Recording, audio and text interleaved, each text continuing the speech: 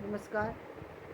जैसा कि आपने देखा, अभी मैंने एक वीडियो दे रही थी, रणनीति बदल कर के काम करें। कई बार ऐसा होता है कि हम अपनी किसी रणनीति को लेकर के चल रहे होते हैं, किसी योजना को लेकर चल रहे होते हैं, असफल हो जाते हैं। जैसे कि अर्जुन को मोह पैदा हो गया।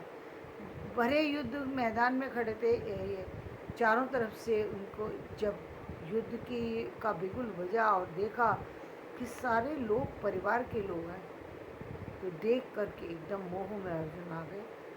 दुख से भर गया हृदय कि ये मेरे अपने लोग, मैं इन पर बाण कैसे उठाऊं। तब कृष्ण ने अपना पवित्र रूप दिखाया और फिर उनको कहा कि देखो, ये जितने लोग हैं संसार में, ये जितने लोग हैं, ये इनको एक न एक दिन मृत्यु आनी ही आनी है।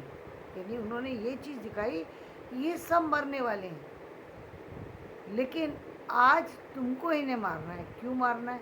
क्यों इसलिए मारना है क्योंकि ये नीति पर नहीं, अनीति पर है। जब कोई अनीति हो तो अनीति को मिटाने के लिए ईश्वर ही किसी किसी को इस धरती पर भेजता है, और उसका कार्य ही वही है, उसको मिटाना। ये इस समय तुम्हारे पारिवारिक जन नहीं है। जब ये तुम्हारे विद्रोहों में खड़े हो गए तो ये पारिवारिक जन नहीं है। कोई भी तुम्हारे यदि पक्ष में होता है तो ये रण जो एक घर की लड़ाई थी, वो समाज की लड़ाई नहीं होती। इतना बड़ा युद्ध कि जिसके लिए युद्ध नीति तैयार की गई, इतनी बड़ी योजनाएं मारने के लिए की गई हो, जहाँ कहीं लाक्षागृह तैयार कर दिया, कहीं कुछ तैयार कर दिया, कहीं कुछ तैयार कर दिया, सब कुछ हो गया। जहाँ पर अधर्म की कोई सीमा ही नहीं है, पूरा कुल उस द्रौपदी की लज्जा उतरते हुए देख रहा है, लेकिन कोई बोल नहीं रहा। यानी अनीति की सारी सीमाएं लांघ दी। भगवान ने कहा, इसीलिए भगवान ने अर्जुन को कहा कि तुम्हें अब मोह में पड़ने की जरूरत नहीं है।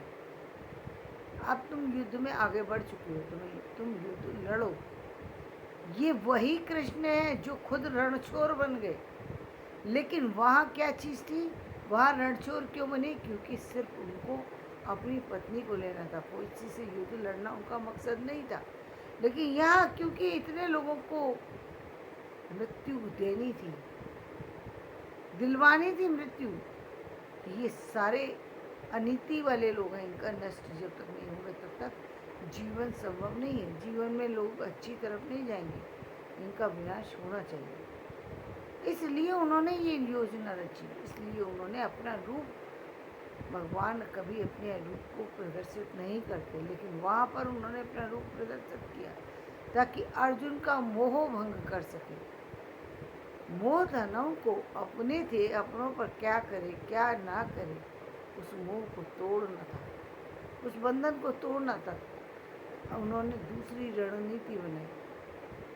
यानी दूसरी रणनीति क्या कि अब तुम सिर्फ उन्हें उनकी असलियत का ज्ञान दिया और कहा, अब इस समय तुम्हारा सिर्फ युद्ध करना धर्म है, कौन मरेगा और कौन जीतेगा ये तो मैं निश्चय करूँ, मैं इसको निश्चित करूँगा।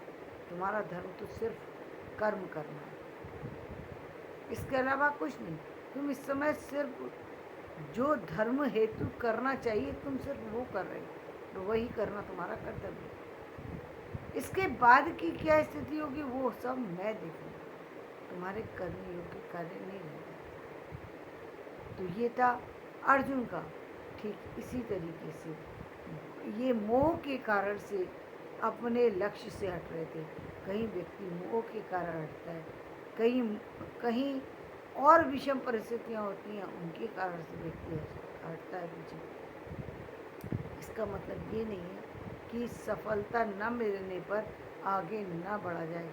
कुछ समय के लिए यदि आपको सफलता नहीं मिल पा रही है और आपको जो, क्योंकि जीवन चलाने के लिए सबसे बड़ी आवश्यकता धन की होती है। धन तो हर स्थिति में आपके पास होना ही चाहिए, होना ही चाहिए, चाहे वो स्थिति किसी भी तरह की हो।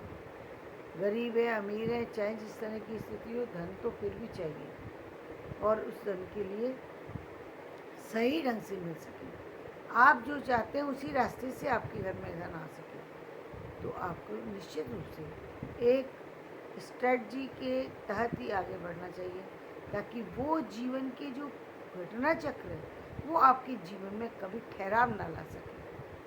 क्योंकि ज़िंदगी में ठहराव आ सकता है, ऐसा नहीं है। कई बार व्यक्ति टूटता है, जब जब चोटें ज़्यादा होती हैं तो वो व्यक्ति टूटता है, लेकिन नहीं, टूटना नहीं है, चलना है। चलना है, क्योंकि जीवन चलने का नाम है। ये जीवन जो मिला है बहुत मुश्किल से मिला है। अब चाहे कारण कुछ भी हो, यहाँ कारण की बात नहीं हो रही, यहाँ सिर्फ एक बात हो रही है कि आपको अपने जीवन में किन कार्यों को करना चाहिए और किन को नहीं करना चाहिए। इन कार्यों के अंतर्गत भी जो आपने अपना मोटिव रखा है उससे तो बिल्कुल नहीं हिलना चाहिए। और एक साइड से रखने का मतलब ये है कि कुछ समय के लिए उसको एक साइड पर रख कर के जो दूसरे काम उस समय के अनुरूप है वो आपको करना चाहिए, तो उसको करने के बाद ही आपको सफलता भी मिलती है और आप आगे बढ़ जाते हैं। आप बहुत सारे से मैं देखती हूँ, बहुत सारे से एग्ज़ाम जब क्रैक नहीं कर पाता, बहुत सारी से भागने दौड़ने के बाद व्यक्ति अपने मनानुकूल जॉब नहीं ले पाता, तो व्यक्ति टूटता है, घुटता है। निश्चित रूप से घुटन होती है, मैं इससे इनकार नहीं कर सकती, लेकिन ये आपकी समस्या का समाधान तो नहीं हुआ। आपने यदि मृत्यु ले ली तो क्या आप आगे निकल गए? क्या आपके वो वर्तमान स्थितियाँ बदल गई जिन पर आप चल रहे थे? नहीं बदली ना। इसका मतलब आपका जीवित रहना ज़रूरी है स्थितियों को बदलने के लिए। आपको जीवित भी रहना पड़ेगा, स्थितियों को बदलना भी पड़ेगा। समय के अकॉर्डिंग, शक्ति के अनुरूप आपको कार्य करना पड़ेगा, तब जाकर के परिणाम सुनिश्चित हो जाएगा, और परिणाम आएगा ही आएगा। ऐसा नहीं होता जब आप किसी परीक्षा को दे रहे हैं, ये बहुत बड़ी परीक्षा है।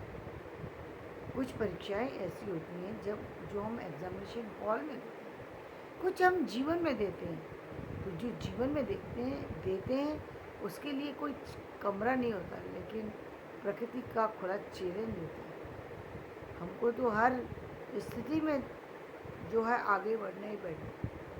यही एक गोल होने पर ही आप आगे बढ़ सकते हैं। तो धन्यवाद। मैं अपना वीडियो यहीं समाप्त करती हूँ। मेरा वीडियो पसंद आए लाइक करें, शेयर करें, सब्सक्राइब